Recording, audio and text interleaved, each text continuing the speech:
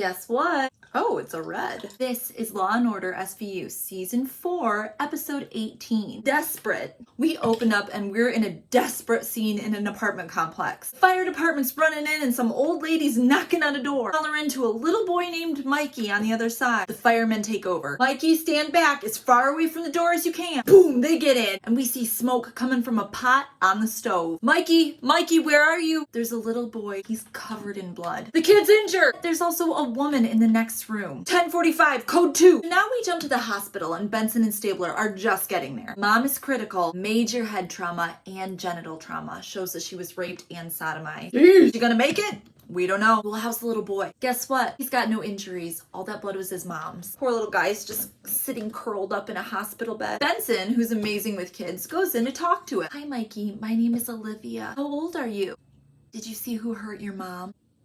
Not saying anything, and the way he looks up at Benson just like legitimately like breaks your heart. Stabler pops his head in. Shit, mom is dead. Back from the intro, and Stabler and Benson are heading over to check on that crime scene. Apparently this stupid perp was super careful because there's no prints, no DNA, no semen, nothing. Well, it's easy enough to break into this dump. CSI dude is sitting there and he says, based on all this blood spatter, the perp came in, straddled her, grabbed a lamp, and just started smacking. 2 smacks before she was unconscious. Then he continued to hit her. We're talking overkill, and because it's to the face, we're talking personal. This wasn't some random break-in. The worst part is there is a urine stain on the floor outside the door. Little Mikey sat there and watched his mom get attacked, and whatever he saw scared him so bad he peed himself. Well, if Mikey woke up from the attack, maybe somebody else did. Let's canvass the neighbors. Old lady from the beginning said she didn't hear anything of the attack. They moved in about a month ago. Dana and the boy. No boyfriends, never had any visitors. So now they go and ask the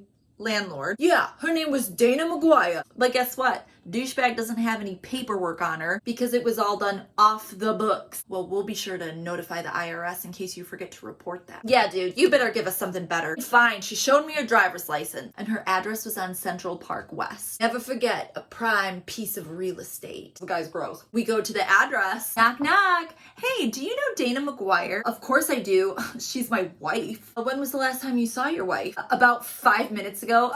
She's feeding the baby. This guy has so much attitude for literally no reason. So the wife is inside and it turns out that she got mugged a couple months ago. The victim was using her ID. They caught the guy who mugged her and he's doing time at Rikers. We're at Rikers Island and this guy doesn't want to talk. Hey, look. Off the record, we just want to know who bought her ID. And on the record, if you help us, you can finish your sentence at a halfway house. Oh, that's a sweet deal. Turns out he does remember her. Met her at a diner and felt sorry because she couldn't get a job without an ID. Her name was Jill and her son's name was Tommy. Wait, Tommy? Are you sure? Benson's beeper goes off. Warner wants us at the morgue. So we jump to the morgue where Emmy Warner is doing the autopsy. She's narrowed down the time of attack. Sometime between 9 and 11 last night. Shit. The firemen didn't get there until like 5 a.m. That means Tommy was in there with his mom dying for like 6 hours. But wait, there's more. Do you see this scar? It's from a splenectomy, which means as a kid she probably had Hodgkin's lymphoma, which probably means she had chemo, which means she couldn't get pregnant. Tommy's not her kid. Okay, so Huang has been working with Tommy/Mikey. He isn't talking yet, but he is using art to communicate, which I'm gonna get real eye-rolly here. Just buckle up because we got some fake-ass kid paintings coming up. My favorite. Look at this drawing, clearly done by an adult trying to look like a child's drawing. It's clearly a man standing over a bloody woman. He drew the murder. Here's another one. Clearly identified you as someone he feels safe with. And in this drawing, it's a crying little boy holding hands with Olivia with a bag. I could bitch all day. Okay, so Olivia's gonna go in and try and like help him open up a little bit more. Hey, Tommy. Yeah, that's right. I know your real name. Oh, you wanna play with my phone? He types in 911. That's right. You did such a good job. Do you know any other numbers? He types one in and guess what it is? The domestic violence hotline. Oof. So we head over to the domestic violence hotline headquarters, which has got to be such a fucking heavy job. And the woman there takes one look at the picture. Her husband, Dan Hoffman, finally killed her, didn't he? Oh, you know a lot more than we do. It turns out they helped Jill leave for a safe house a while back, but she couldn't handle leaving Tommy, her stepson, behind. Legally, they couldn't allow her to take Tommy because she wasn't the biological mom. Her hands were tied, but we put her in touch with a pro bono lawyer. Put her in touch with a pro bono lawyer. Pro bono? Can't say it. We put her in touch with a lawyer for free. We visit this lawyer's office, and her haircut is not fucking around. Jill married Dan 3 years ago. The abuse started shortly after. It says Tommy's real mom left before that, and he probably beat her too. Well, were there any police reports against Dan Hoffman, respected pillar of the community? No. Benson gets it. She's like, you told Jill to take Tommy and run, didn't you? Why would I do that? If that got out, I would be disbarred. So they head over to Dan Hoffman's local precinct and catch up with Captain Good Old Boy.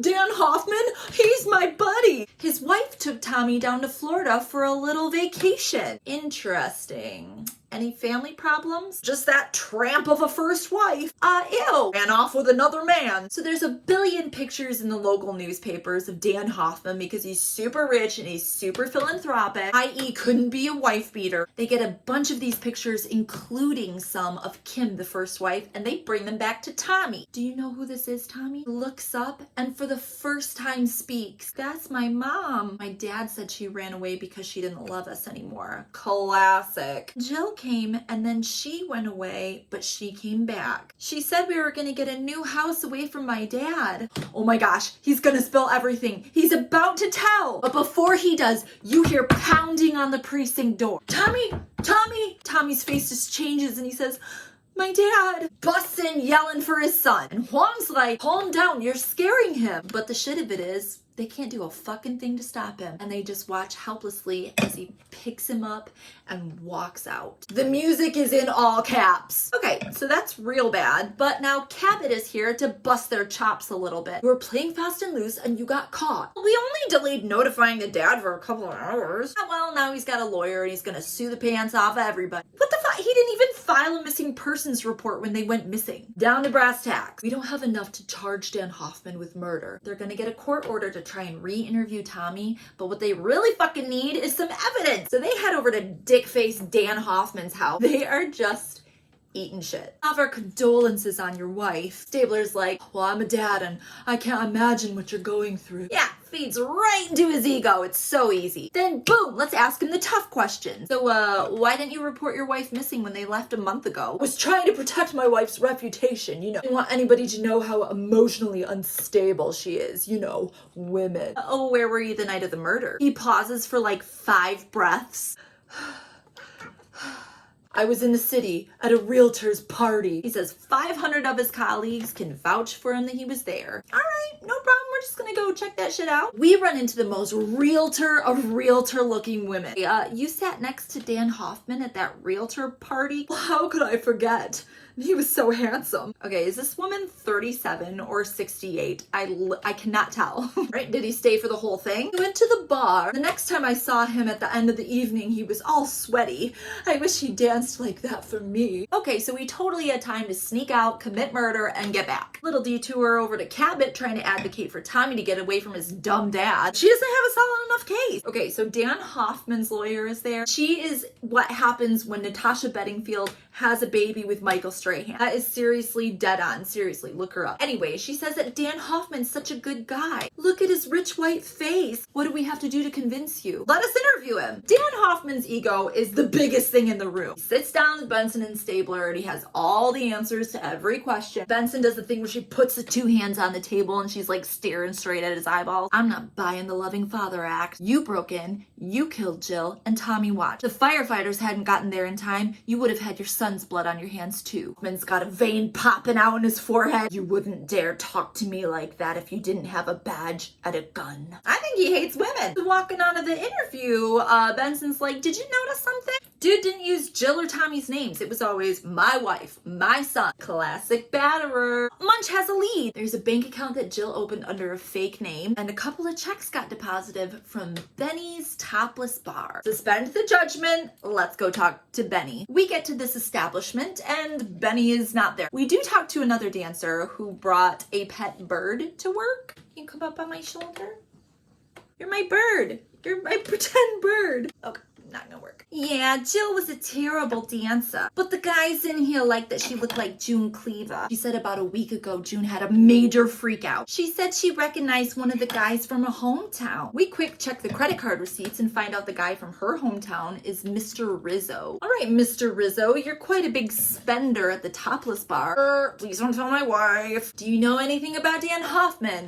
Yeah, he's a really great guy. Okay, did you ever go with him to the strip club? No, but I tried to get him to go, especially when that one dancer looked just like his wife. Oh my gosh, fucking idiot. Of course he told Dan about it. We bring what we have to Cabot and cross our damn fingers. Well, it's circumstantial at best, but it's enough for a warrant. We might not even make it past the grand jury because of his Father of the Year act. So Cabot's gonna do a little legal jujitsu and silently indict Dan Hoffman so that he doesn't exercise his right to testify in front of the grand jury. I'll see if this works. And it does! We head over to arrest Dan Hoffman. He is wearing a truly hideous sweater. Handcuff that sweater and take him away. Now we're in front of a judge, and obviously Cabot wants him remanded without bail. My client is an amazing man and has it so hard as a single father. Well, he wouldn't have been a single father if he didn't murder his wife. Control yourself, Miss Cabot. Bail is set at $100,000. We have no case. We can't talk to Tommy because there's a protection order. Zero evidence. What about his biological mom? Well, unfortunately, since she disappeared, there's been zero activity on her social security number, zero activity on any credit cards. So we're pretty sure that he fucking killed her too. We talked to Old Man Mustache that lives across from the Hoffmans. He knew Kim. He knew she was abused. And he thinks that Dan Hoffman killed her too, especially after he saw the black van. I'm sorry, black van? It pulled in late that night. Shadowy figure filled it with garbage bags and it drove away. Luckily, he wrote down the license plate number. We're back talking to Cop Good Old Boy and he's pissed that we're questioning him. Yes, I did run those plates. You want the file? You can have it. Chill, dude. The license plate belongs to Dawn Trent, and we track her down, and she is Susie Homemaker. So, of course, they immediately accuse her of murdering Kim. Oh, yes, I know Kim. I was there that night. I helped her leave. Kim is alive? Yep, because Dawn Trent and a whole bunch of other badass women run a domestic violence survivor underground railroad. We jump around from this badass woman to this badass woman, running down the chain until we find Kim. Excuse me, Kim, we're here to talk about... That's not my name. I'm Jane. Kim, it's about Tommy. So Benson and Stabler have an emotional scene with Kim. When they ask why didn't she go back, we find out she fucking did. She saw Tommy playing in the yard with this new woman and he called her mom and looked really happy. He was better off without me. She's afraid Tommy won't love her anymore. Your husband is about to be acquitted for murder. We need you to risk your pain for the sake of Tommy. You can't argue with that. Hey, kitty. We jump to the trial and Dan Hoffman's on the stand testifying at how off her rocker Jill was. They pan over to the jury and they're like, oh my gosh, you poor thing. And then we see Cabot and she's like audibly rolling her eye. Just outside the courtroom, Stabler's sitting there with Kim. She showed up! Here comes Benson walking Tommy in. It's a really sad, sweet reunion and both actors are just acting their dicks off. They end up crying and hugging. And this gives Tommy the courage to take the stand. He sits down in the witness stand and it's like so big on him, it's just swallowing him up. The judge is like, can you tell us your name, son? Tommy's like a deer in headlights. State your name, son. And he looks over and makes eye contact with his dad. And Tommy just clams up. All right, this child is in no place to testify. It's okay, Tommy. And as they walk past Dan Hoffman, Tommy stops, looks over at his mom, and then whispers, you killed Jill. The courtroom erupts. Your Honor, I move for a mistrial. Tommy's like, fuck that noise. He turns to Cabot and he says, I'm ready. I can do it now. So she brings Tommy back to the stand. He sits down. He takes a breath. The camera zooms in and the screen goes black. Dick Wolf. Holy shit. What an ending. And that was Law & Order SVU Season 4, Episode 18. Jum Jum.